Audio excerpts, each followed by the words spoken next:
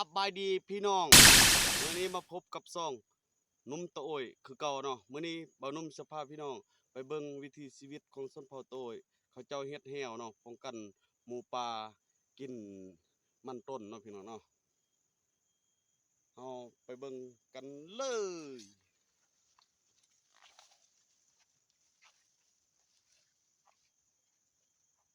มาฮอดสวนมันแล้วเนาะมาฮอดสวนมันแล้วเฮาเอ่อกวดเบิ่งมันแล้วเบิ่งนี่มีแต่หมูป่ากินพี่น้องเนาะ วันนี้ก็เลยสิเฮ็ดแนวทางเนาะวิถีชีวิตของชนเผ่าโอ้ยเขาเจ้าจะเฮ็ดอันนี้เนาะเอาเหล็กเบรกสายเบรกรถเนาะเขาเขาเจ้าจะเฮ็ดแฮวเนาะพี่น้องเนาะเฮ็ดแฮวเพื่อใส่หมูป่าเนาะนี่และต่อไปเฮาสิเบิ่งวิธีเฮ็ดเนาะวิธีเฮ็ดต่างๆมื้อนี้บ่หนุ่มสิถ่ายทอดเนาะเฮ็ดแนวทางให้เนาะพี่น้องเนาะ สิ่งที่เราต้องเตรียมก็คือหนึ่งอันนี้เนาะเบรกเอ่อเบรกรถเนาะพี่น้องเนาะเพื่อจะเฮ็ดแฮวเนาะอันดับแรกเนาะหนึ่ง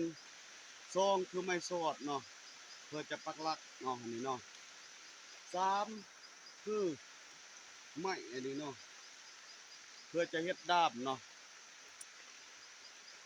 ด้ามทุกเนาะพี่น้องเนาะวิธีการเฮ็ดอันแรกเนาะนี่พี่น้องเนาะ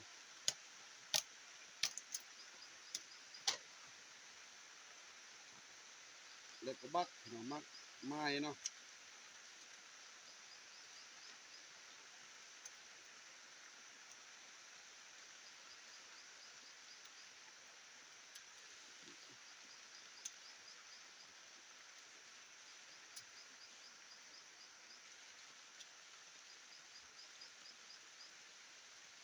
นี่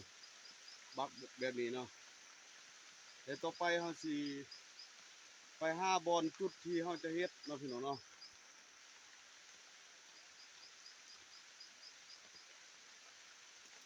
ตัวนี้ต้องถือไปนำบอลได้สิเฮ็ดเนาะแต่ว่าถือโทรศัพท์บ่ได้พี่น้องมีแต่ถ่ายใกล้พุ่นเนาะเพราะว่าฝนตกพี่น้องเนาะเราก็พยายามเฮ็ดคลิปเนาะเพื่อเอ่อเฮ็ดแนวทางให้แก่ท่านผู้ชมเนาะจะได้ก็พากดไลค์กดแชร์ในเด้อพี่น้องเด้อเนาะเพื่อเป็นกำลังใจให้เนาะ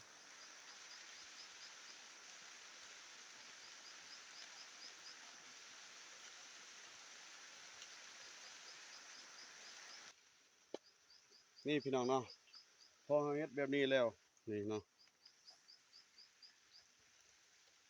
เฮ็ดแบบนี้แล้วเนาะแล้วปักหลักนี่เนาะดามเนาะดาม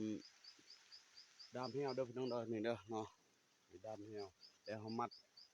ใส่เบียกเนาะมัดใส่เบียกบอนนี้เฮ็ดแบบนี้เด้อเนาะเพื่อจะห่างเนาะแล้วเฮามาหางกันเลยพี่น้องเนาะ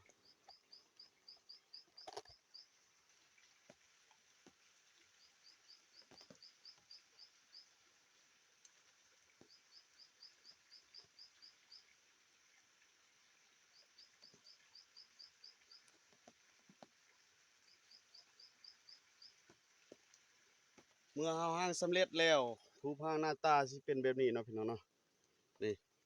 เนาะและนี่คือด้ามเด้อพี่น้องเด้อเนาะเอ่อนี่บ่จื้อเลยเนาะว่าเฮาใส่เหล็กเอ้าคลิปนี้ก็สิมีเท่านี้เนาะพี่น้องเนาะจะได้ก็ขอฝากกดไลค์กดแชร์แล้วก็กดติดตามเด้อพี่น้องเด้อเนาะเพื่ออ่าบรรดาท่านที่ได้ชมได้รับรู้เนาะวิถีชีวิตของชนเผ่าโตยเนาะอยู่บ้านนอกคอกนาคันอยู่ในเมืองก็สิเป็นแบบหนึงอีกเนาะพี่น้องเนาะแต่ว่าบ้านนมเองก็อยู่บ้านนอกเนาะนี่คือแนวทางเฮ็ดเพื่อแนวทางให้บรรดาท่านได้รับรู้เนาะรับเบิ่งและรับชมเข้าใจนำกันเนาะพี่น้องเนาะคลิปนี้ก็ขอฝากสำนี้ก่อนเนาะขอขอบใจเนาะ